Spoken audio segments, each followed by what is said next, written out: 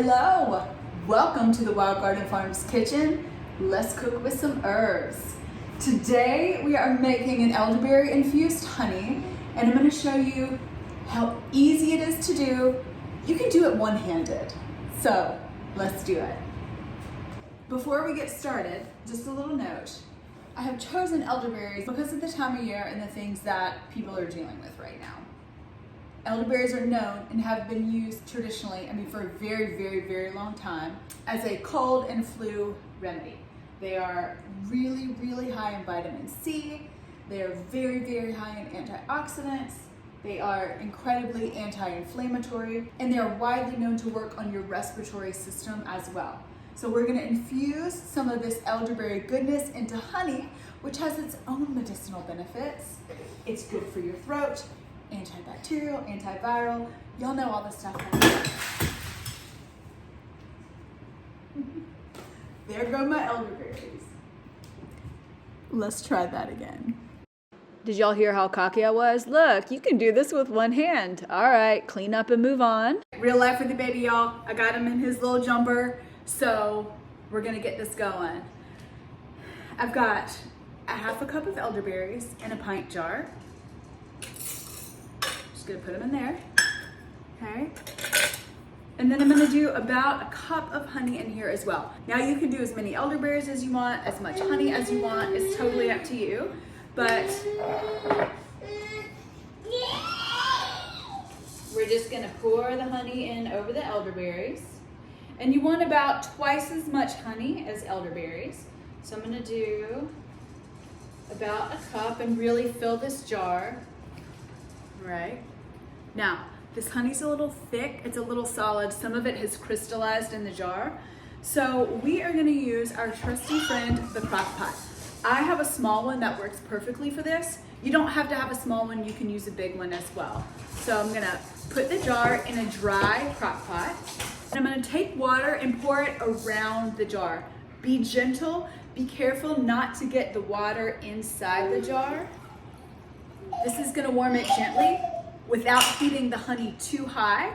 So I'm gonna plug in the crock pot, I'm gonna keep it on low, and I'm gonna monitor the water level around the jar to make sure it doesn't get down too low. If I need to refill it with a little bit of water, I'll do so. And I'll be back in a couple hours once the honey has warmed and thinned out a little bit to give it a stir, and I may add a little bit more honey, but we'll see when it's time. So I'm gonna plug it in, put it on low, and let it go. So it's been warming for a couple hours. As it's warmed, the honey has thinned and loosened up. So I'm just gonna take a chopstick and stir everything around a bit.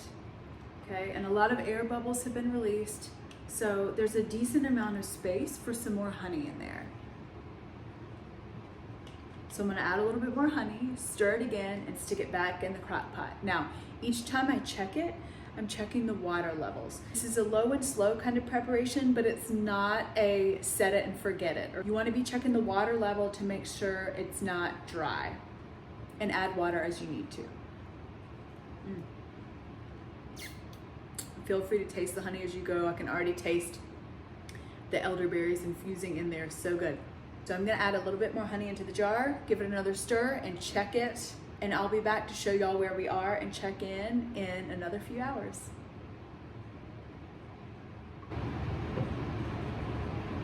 We are back. It has not quite been 12 hours because I'm working with the time I have here, but take a look at the color of this honey. It is gorgeous and purple, and the longer I let it infuse, the darker the color it's gonna be. So I'm really excited about this, and I'm ready to strain it out. Be careful, it is hot. So, get another pint jar and a strainer, and make sure everything is really dry. You don't want any water getting in here, or else it could ferment. And all you're gonna do, and be careful because it may plop out bit by bit, and just let it drain through. Pour another little bit through and let it sit. Having some paper towels handy might be a good thing. Hold on a second. So we'll pour some and let it filter through, and then pour a little more and let that filter through.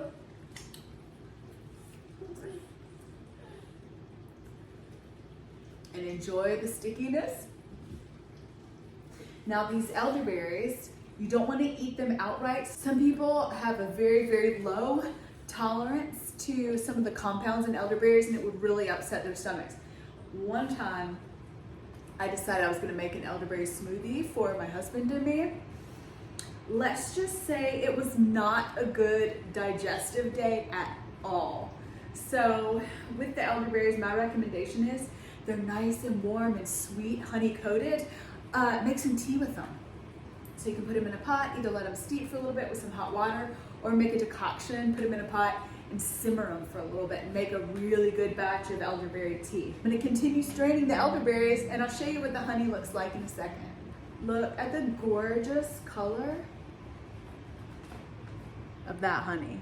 You can see all the medicinal compounds extracted into this amazing honey. I'm so excited. I just made some ginger lemon tea, and I'm gonna put a big fat tablespoon of this honey in there. Now I'm gonna let it cool on the counter until it gets to room temperature, and then I'm gonna put a lid on it.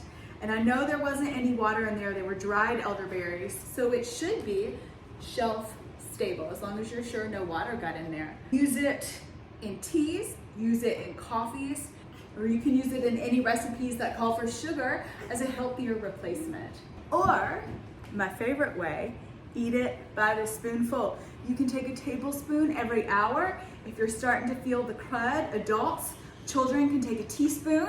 No honey for babies under a year old, but have fun, play, experiment. Really good in hot chocolate.